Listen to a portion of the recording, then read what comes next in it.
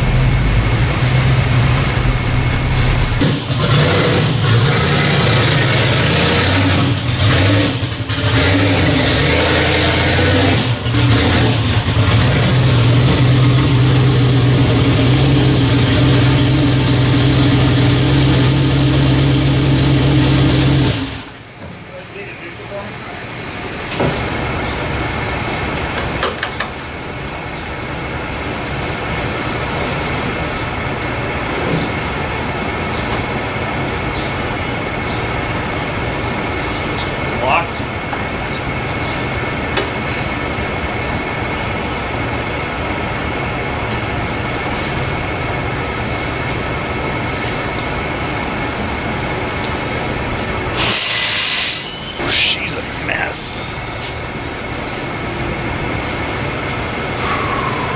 A full degree cross caster. Almost a 3/4 of a degree cross. No, more than a full degree cross camber. How's the back end? 0.2 degrees thrust angle. Square that up quite a bit. Axle straight. Rear axle straight. It's a 1/10 of a degree difference in camber. It's pretty good. Let's start in the back, move our way to the front, check driveline angle.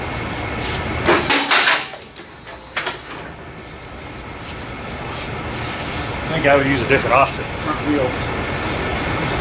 Got the tires poking out the front fender like 2 inches.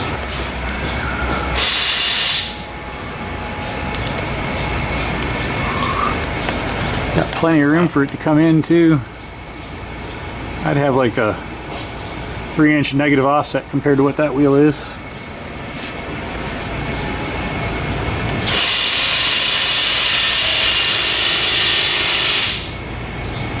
Wow, Ford powered Ford, look at that.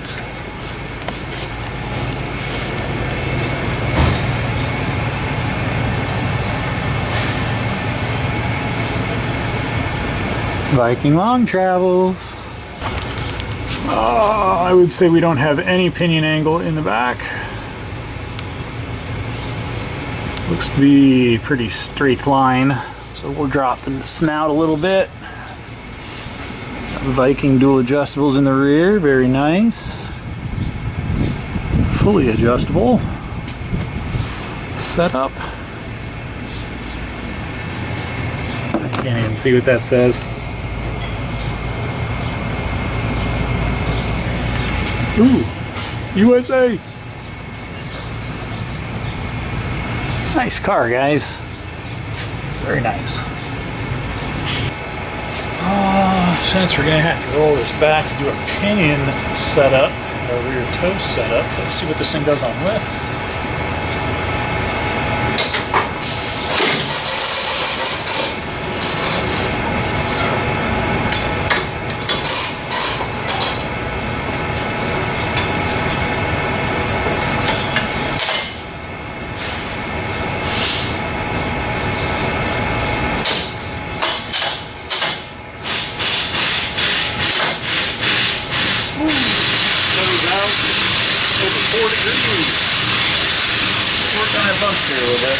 That's for sure.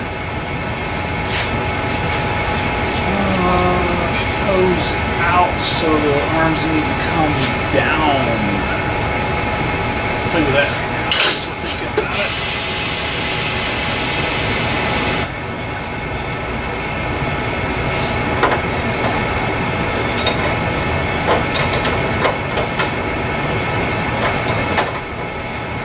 It's going to take a minute. Let's get these off and adjusted.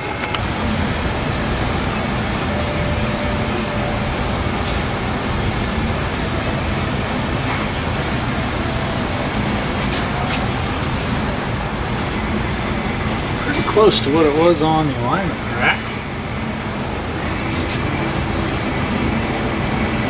So let's change it 9 degrees. Which means I have to take the lower arms loose and turn them out to pitch the pinion angle down. And it's just a turn at a time. It's all you can do. Grab some stands.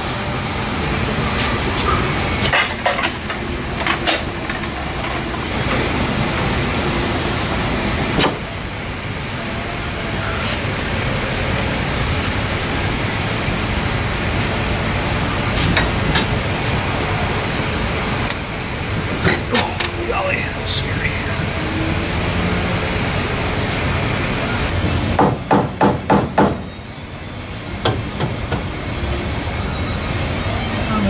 Pry bar. Pry bar.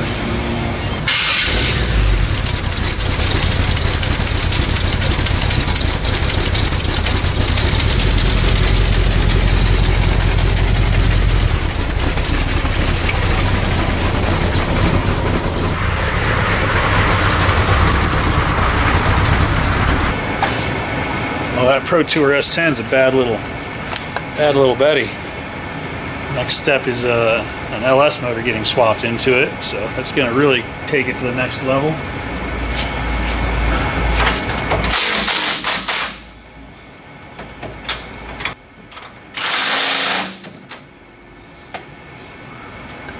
Ooh, gained a ½ degree of camber. That's good. So need a whole nother degree negative on this side to match that side. Caster circuit. That's adjustable up top. That's not a big deal. So I changed my bump steer, and now I have my bump steer down to, I think, 2 degrees toe out negative, which is better. We're trying to find some longer bump steer pieces. I may have to just drill it and put a bolt in it. We'll cross that bridge when we get there. I can't take the rack up any because the oil pan's in the way.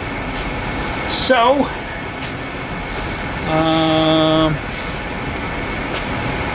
back end's pitched a little bit to the right wall.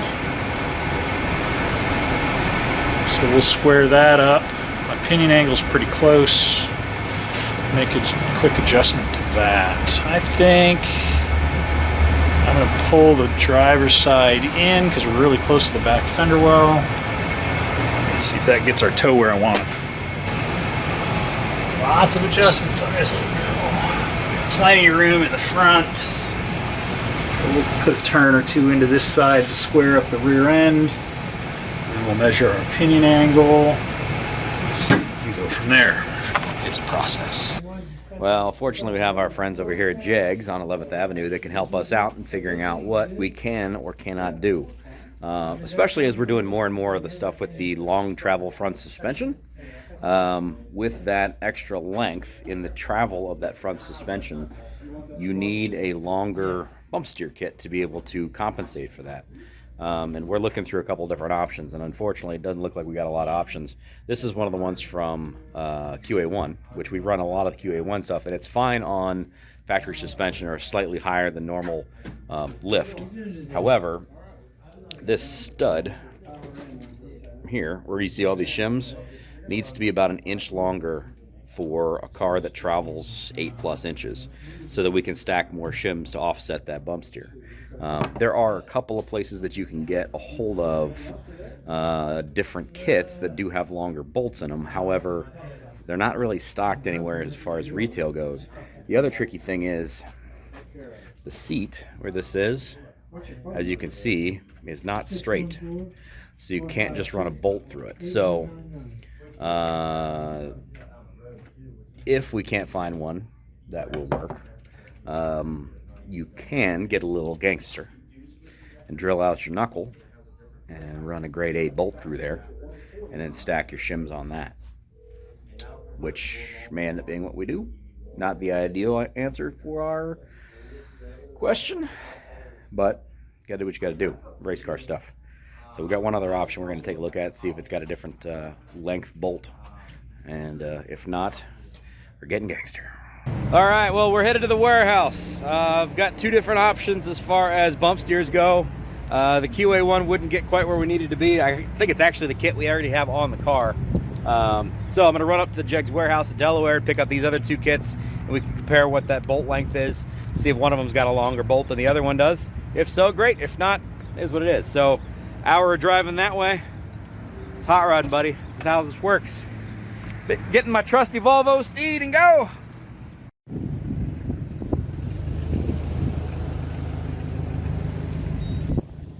Well, welcome to Jegs. Corporate headquarters. Also warehouse.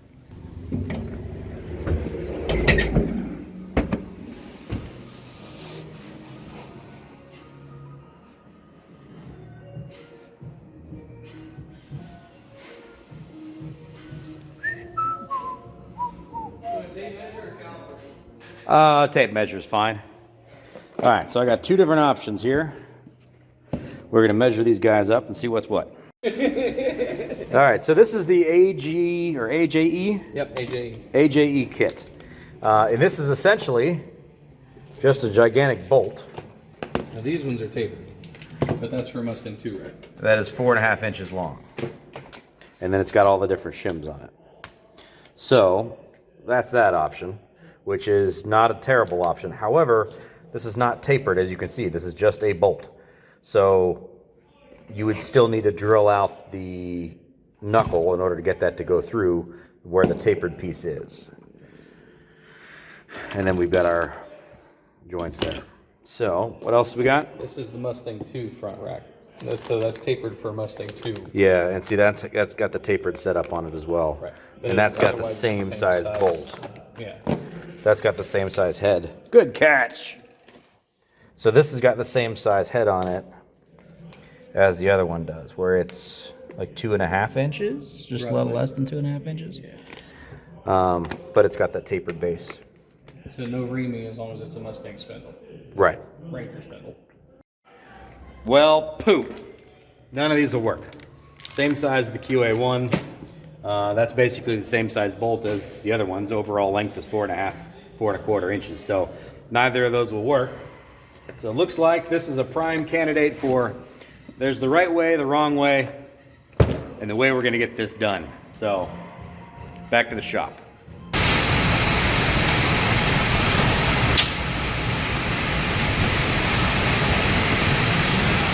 That's just about where we want her. Zero thrust. And that will change as soon as he hits the throttle. But at least we know it's 0, and he can adjust from there. That one. Nope, not that one.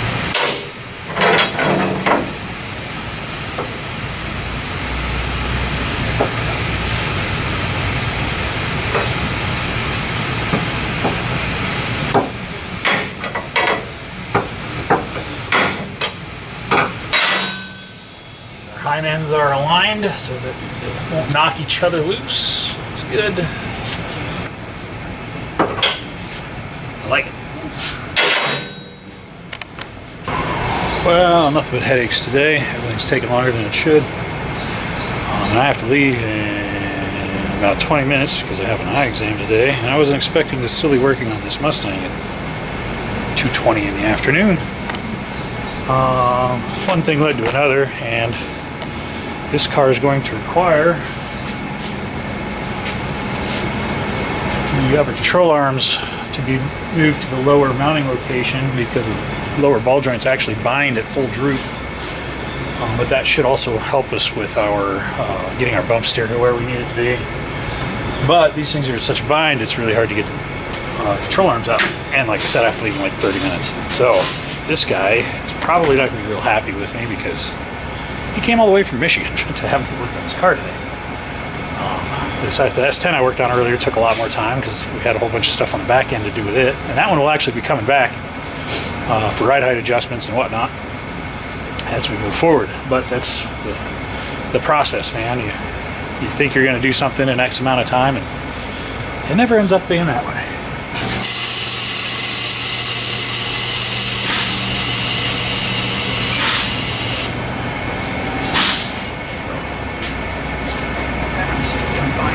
Pushing out on it.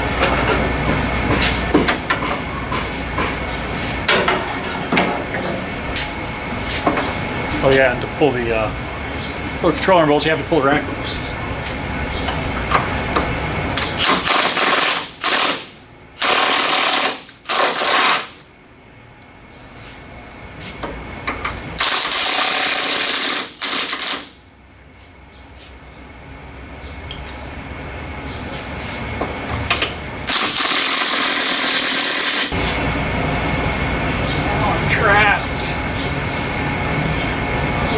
Sockets broke too.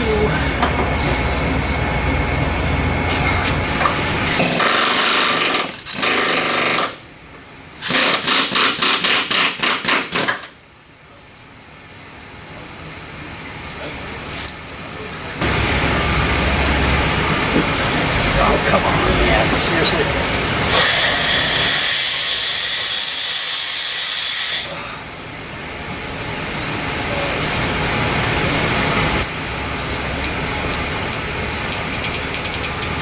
Make me bleed. I don't want to bleed.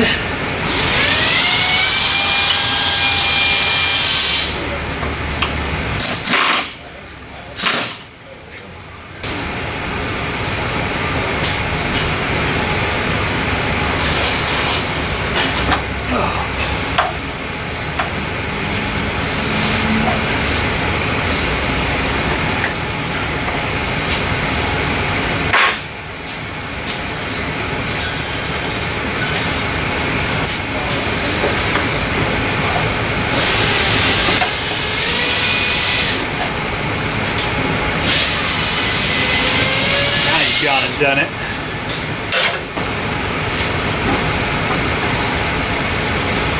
Geometry.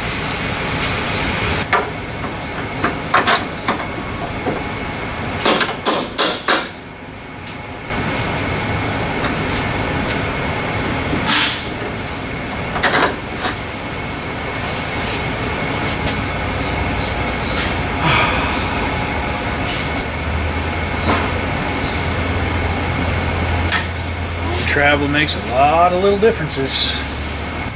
That's an important one right there.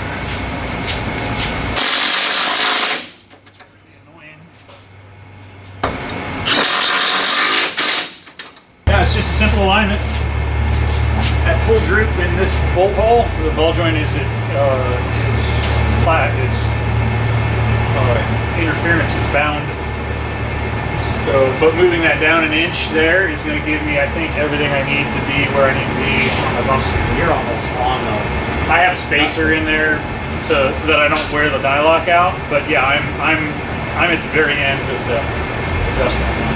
But yeah, you got to pull the rack out. And then the rack's got all these weird spacers and stuff, and then the bolts are in a bind, so I can't get the bolts out. So I'm like, so I'm trying to figure out. And I have an appointment that I got to leave to go to right now. So I just told him, I'm like, take a nap. I'll come back after my appointment's done. My eyes are dilated. I'm gonna have a nice headache for the rest of this job tonight. But anyway, at least I got all the stuff loose and I'm on the mend. But having the ball joint bind at full droop's a problem. That could be bad. How much extension does it have? Quite a bit. I mean, it's on the Viking long tube, so probably 7 inches, 6 inches. Good stuff. And it'll actually be better when the ball joints are binding.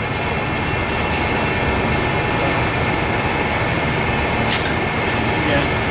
So you got one side that you move down? Yeah, the one side's done.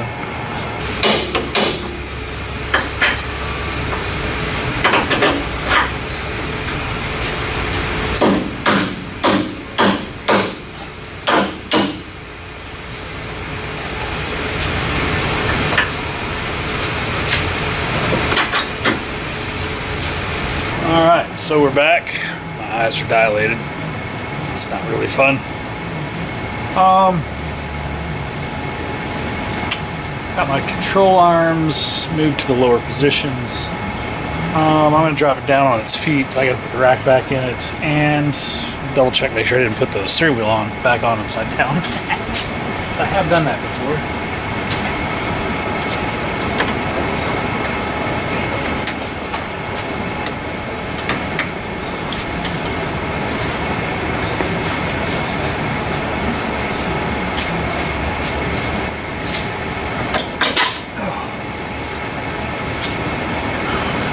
Weird angle on that. Go into your hole better. That only goes in one way. And have it in wrong.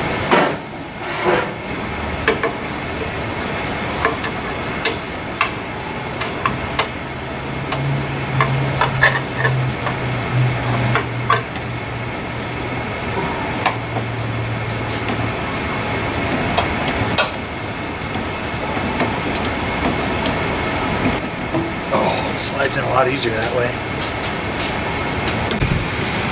Alright, so going to the lower mounting point for the lower control arms.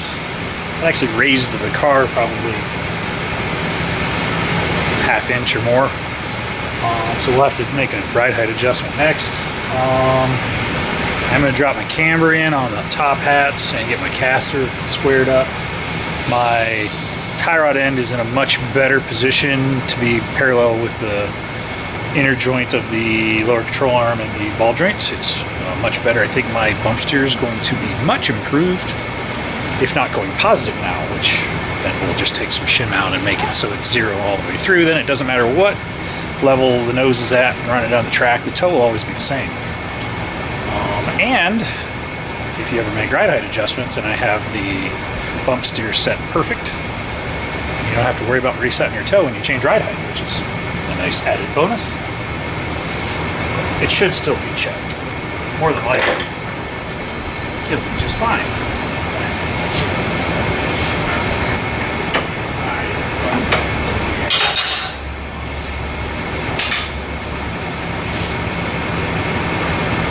Well, you can see my center point here, my pivot. My center point here, and my pivot. So the rack needs to go that way a little bit.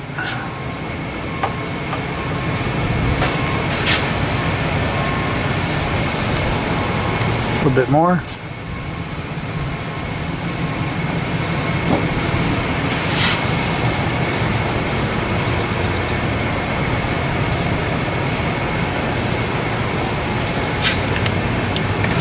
That's pretty good. I like it there. So we'll set our toe there and we'll figure out how to center the steering wheel later. As that squares the rack with the chassis, then our tie rod ends end up being equal lengths so we don't get weird toe on one side in comparison to the other. It's just little stuff. Lots and lots of little stuff.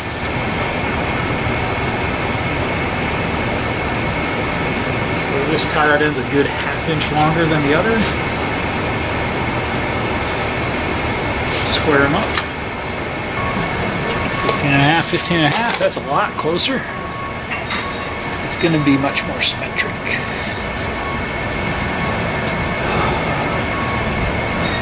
We need to actually pull the rack loose again. The rack's contacting the K-member. The K-member needs clearance because this is actually sticking out. It's not much, but it's enough to annoy me. So let's check our bump steer. Let's see what this does on lift now, because that was the whole reason we moved those lower control arms. Right now, rough 0.15, 0.13 on respective sides.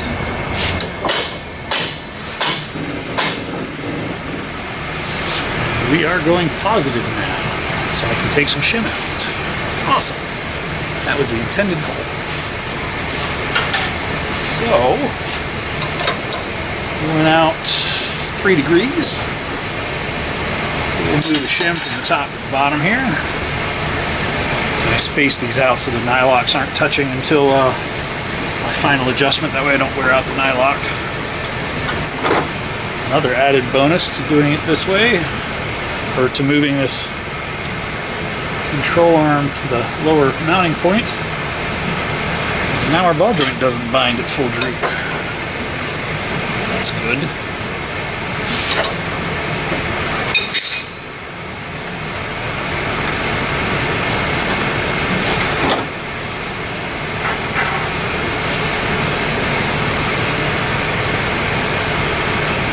And this is just a trial and error session to get the bump steer perfect.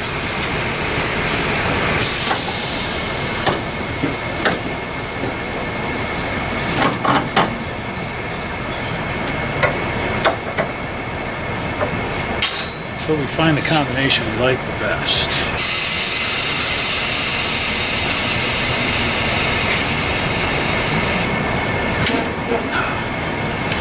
Oh, that hurt too. Wow. It's a rough day today. It's like the worst place to put bolts. I always put bolts like horizontally or up so that they're not sticking down in my face. There we go. Now we're moving. Maybe I don't need to change my ride height. Maybe I just need to change my compression settings.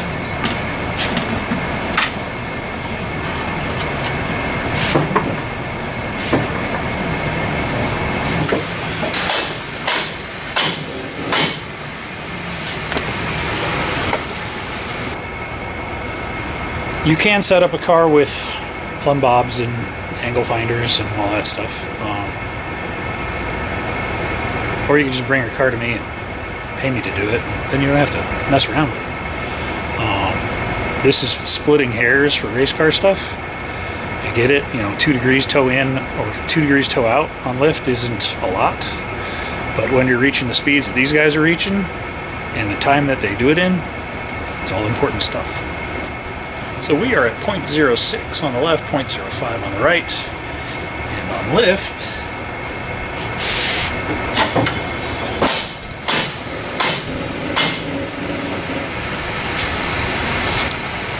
we toe in a ½ degree. I'll take that. That should be nice and stable. Tires lift and point in a little bit on lift. Stability, it's a little bit of drag. If we want to loosen it up, we can take that single shim out. We're going to be right at 0. We know what the baseline is on this car now. It is set as good as I can set bump steer. Unless they want it to be a little bit looser than what this would be. And then we can take that thin shim back out and just run zeros all the way through the range.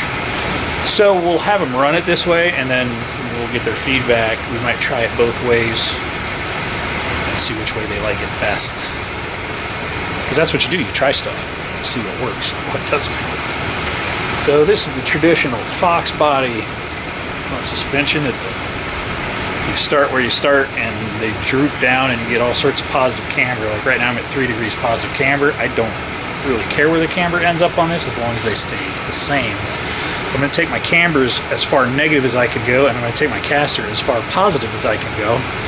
And then we will do our final tow set, and this car will be ready to go back to Michigan.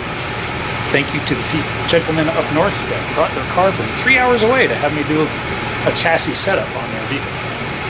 I appreciate y'all.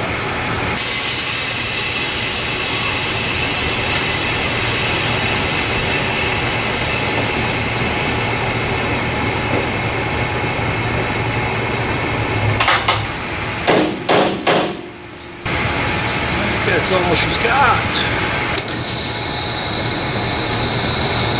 Lots of changes on this car.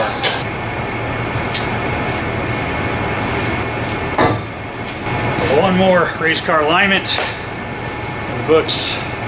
Thanks for watching, coming along for the ride. Gotta make these cars go straight so they can go fast. Because if you're going like this, you're not going fast. Really nice little notchback.